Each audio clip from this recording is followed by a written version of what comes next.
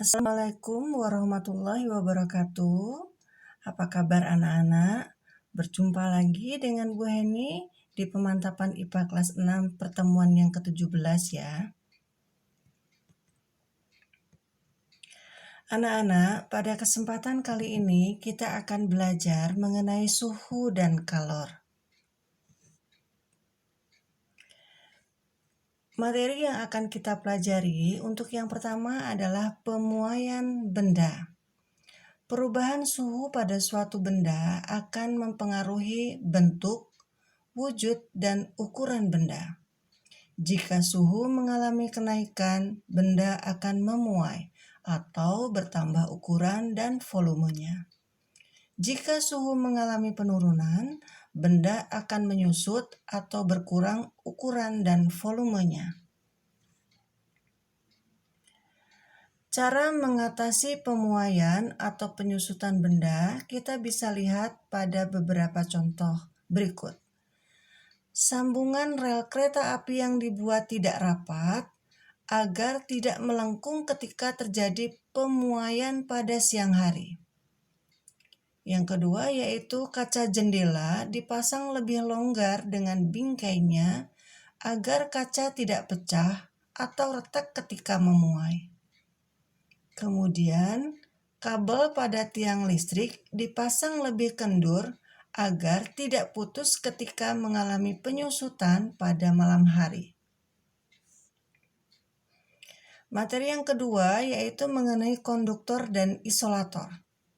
Berdasarkan kemampuannya menghantarkan panas, benda dibedakan menjadi dua yaitu konduktor dan isolator. Konduktor panas adalah benda-benda yang dapat menghantarkan panas dengan baik.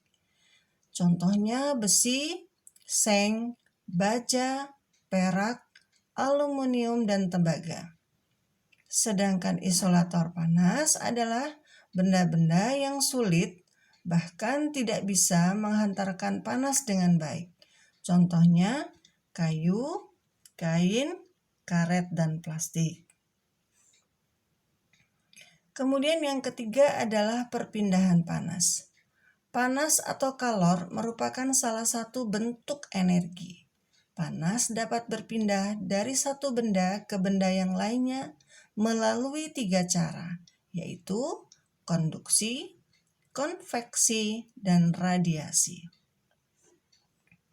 Sekarang mari kita lihat konduksi. Konduksi atau hantaran panas yaitu perpindahan panas melalui zat perantara tanpa diikuti oleh zat perantaranya. Contohnya, ketika coklat padat yang dipanaskan di atas wajan akan meleleh karena terkena panas dari wajan. Yang kedua, ketika ujung gagang sendok logam yang terasa panas jika dicelupkan ke dalam gelas berisi air panas. Yang kedua adalah konveksi. Konveksi atau aliran panas, yaitu perpindahan panas melalui zat perantara dengan diikuti aliran zat perantaranya. Contohnya, ketika sayuran yang ikut bergerak naik turun ketika direbus di dalam air mendidih, atau ketika terjadinya angin darat dan angin laut. Yang ketiga adalah radiasi. Radiasi atau pancaran cahaya yaitu perpindahan panas tanpa melalui zat perantara. Contohnya, ketika ikan dijemur menggunakan panas matahari, lama-kelamaan akan mengering. Atau badan akan terasa hangat ketika duduk di dekat api unggun. Demikianlah anak-anak materi pada kesempatan kali ini. Sekarang mari kita lihat soal latihannya.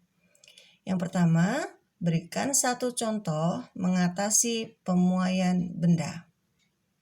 Kedua, konduktor panas adalah titik-titik. Yang ketiga, berikan 3 contoh bahan yang termasuk isolator panas. Yang keempat, konveksi atau aliran panas adalah titik-titik. Terakhir, Berikan satu contoh peristiwa yang menunjukkan terjadinya perpindahan panas secara radiasi. Demikianlah anak-anak materi dan soal latihannya. Semoga kalian selalu semangat dan selalu sehat. Terima kasih dan wassalamualaikum warahmatullahi wabarakatuh.